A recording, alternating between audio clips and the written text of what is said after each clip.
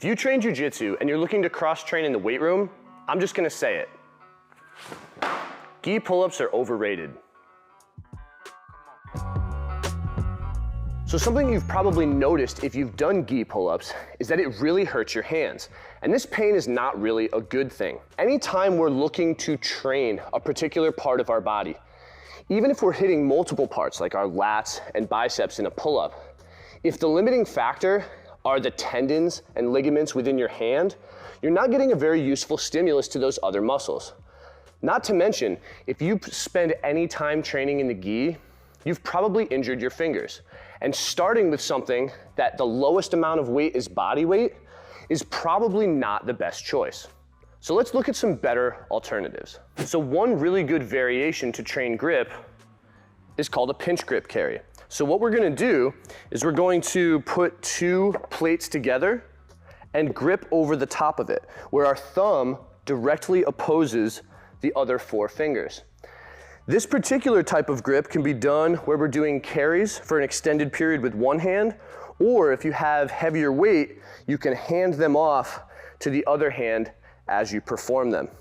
This is often overlooked, and training the thumb in opposition to the other fingers is very important for wrist and even elbow health. A variation that's super important in a sport like Jiu Jitsu, where we often injure the digits, is a regression, something that we can do that doesn't result in a ton of breakdown.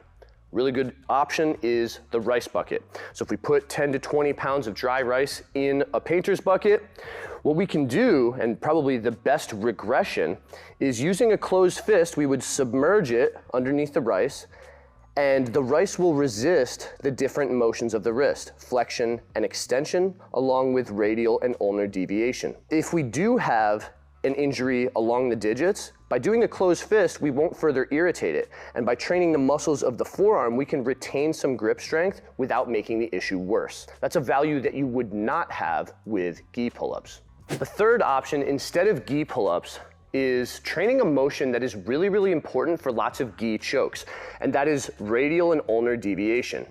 I gave a bit of a regression with the rice bucket on this very motion, but if we can load it eccentrically with something like a PVC or potentially a broom if you're at home, we can really build a ton of strength here, making things like cross collar chokes, loop chokes, bow and arrows much, much stronger. What we're gonna do is grab somewhere along the PVC or the dowel, and we're gonna keep our elbow extended and at our side. We're gonna try to just move from the wrist here, allowing the dowel to go down and stretch these muscles, and then shortening them coming up to here. Try to do that without bending the elbow. Keep that elbow straight to get into a little bit of that wrist deviation.